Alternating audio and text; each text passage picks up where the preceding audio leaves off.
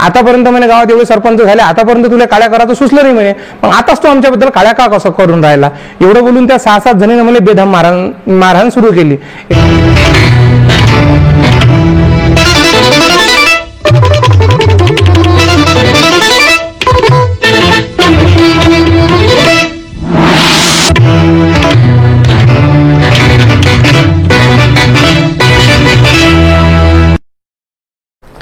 नमस्कार, मैं शरण सिंह राठौड़ और आप देख रहे हैं विदर्भ प्रभात लाइव।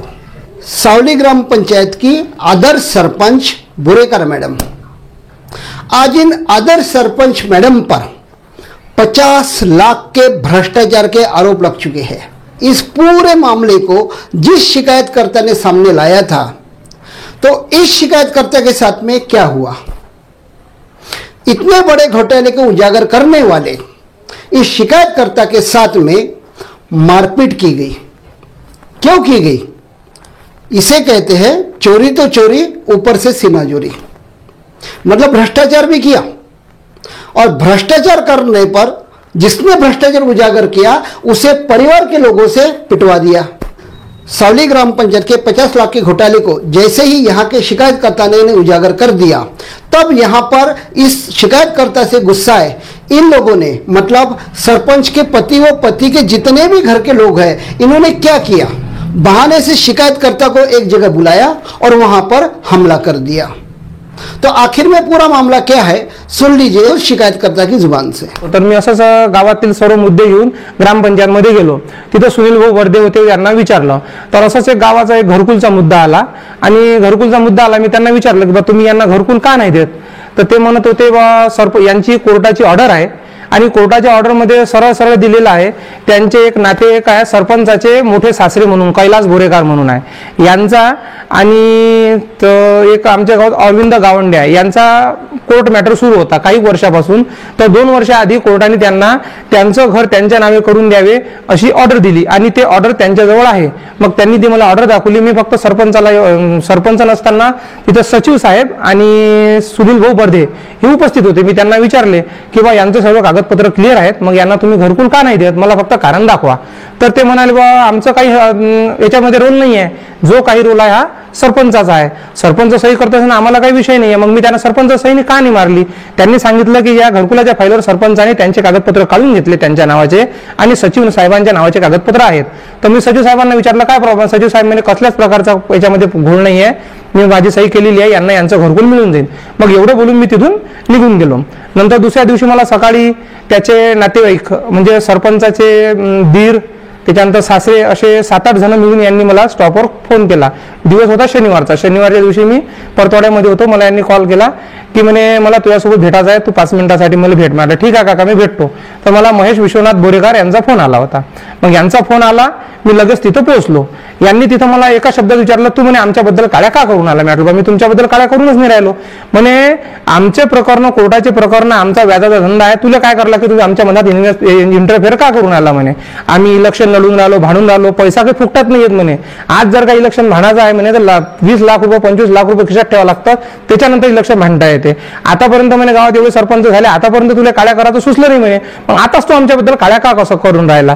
एवढं बोलून त्या 6-7 जणीने मला बेदम मारहाण सुरू केली. याच्यामध्ये माझी FIR मध्ये माझी FIR कॉपी सुद्धा आहे. हे माझ्याजवळ FIR कॉपी आहे, आणि या FIR कॉपीमध्ये त्या सरांनी त्यांच्यावर राईटचा गुन्हा दाखल केला आहे. आणि यांच्यामध्ये हे 6 जण होते. यामध्ये महेश विश्वनाथ बोरेकर, अंकुश बोरेकर, आकाश बोरेकर, धनंजय बोरेकर, शैलेश बोरेकर, संजय बोरेकर, हे असे 6 जण होते. आणि या 6 जणांनी मला खाली रस्त्यावर पाडून बेदम मारहाण केली. तसं माझं जे CT स्कॅन सुद्धा झालेला आहे डोक्याचा, मला डोक्यामध्ये मार होता. तर यांचं म्हणणं असं आलं की हे प्रकरण तू दाबून दे. मग मी न सांगता सर मग आपले अमरावतीचे SP साहेब आणि कलेक्टर साहेब यांना मी निवेदन दिलं की साहेब माझ्या जीवाला धोका आहे, यांनी माझ्यावर हल्ला केला. तर मग नंतर याच प्रकरणी साहेबांनी त्यांना नोटीस वगैरे बजावल्या, आणि तेव्हापासून ते सध्या माझ्या सध्या काही काड्या करत नाही आहे.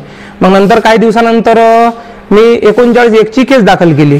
39(1) केसमध्ये दाखल केल्यानंतर वरून 6 मुद्द्यांची मी यांची चौकशी टाकली आहे. सावली गावामध्ये मुरुम टाकला गेलेला आहे, 3.5 लाख रुपयाचा मुरुम आहे. तर हे सर्वसाधारण लोकांना समजायला पाहिजे, जर का आपल्या इथं मुरुम टाकला गेला तर त्या मुरुमाची रॉयल्टी येते, बिना रॉयल्टीचा मुरुम येत नाही.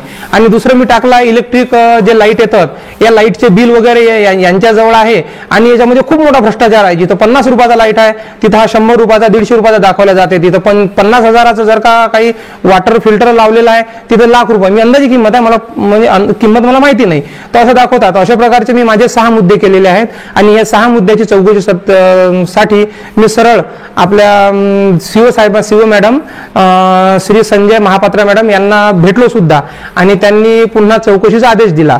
चौकशीसाठी आपल्या इथं आले होते श्री तट्टे साहेब आणि विस्तार अधिकारी कासदेकर साहेब. त्या दिवशी ते माझ्या इथं चौकशीला आले.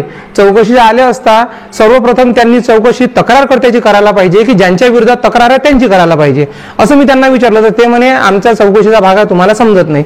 त्यांनी माझी चौकशी केली, मला विचारलं असता यांनी सरपंच यामध्ये दोषी आहे, सरपंच, सचिव आणि तिथला एक ग्रामपंचायत मेंबर.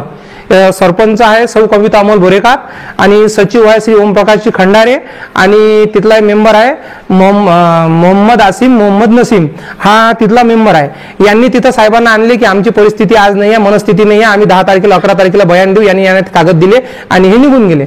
मग मी सरळ साहेबांना म्हटलं साहेब मी तक्रार केली, तुम्ही इथं चौकशी माझ्यासाठी आले की माझी करासाठी आले की यांची करासाठी आले? नाही म्हणे आमची चौकशी अशीच होते म्हणे, आमच्या चौकशीचा भाग आहे. मी त्यांना सरळ एका शब्दात म्हटलं की सर तुम्ही इथं मॅनेज झालेला आहात, तुम्ही ग्रामपंचायतमध्ये आले, तुम्ही त्यांची तक्रारकर्त्याची चौकशी न करता सरळ इथून निघून गेले, याचा मतलब तुम्ही मॅनेज झालेला आहात. मी तसंच एसडीओ साहेबांची धाव घेतली, एसडीओ साहेबांना सर्व सविस्तर कळवलं.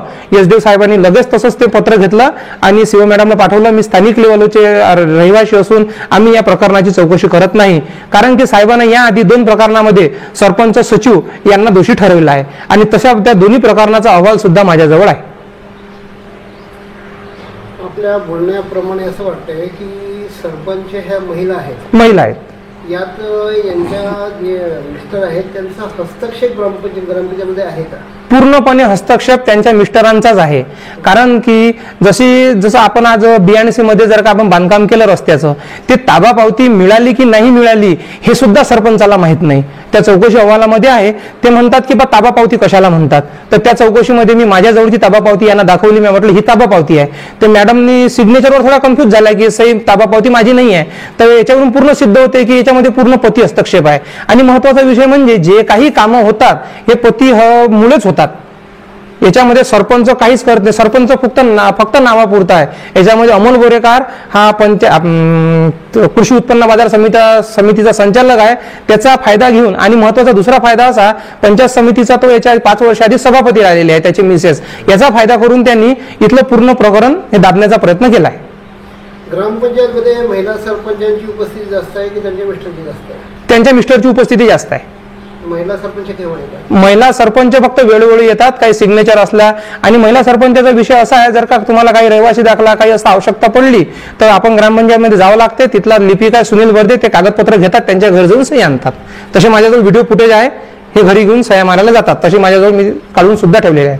तो जैसे कि आपने देखा, यहाँ पर अपनी बदनामी को रोकने के लिए, मतलब भ्रष्टाचार तो हो चुका था, भ्रष्टाचार के आरोप लग चुके थे, पंचायत समिति में वो साबित भी हो गए, लेकिन इतने आरोप को जिसने बाहर निकाला, आखिर में इस इंसान ने बाहर क्यों निकाला, बस इसी से गुस्सा है। अमोल बोरेकर इनके परिवार के लोगों ने इस शिकायतकर्ता पर हमला कर दिया।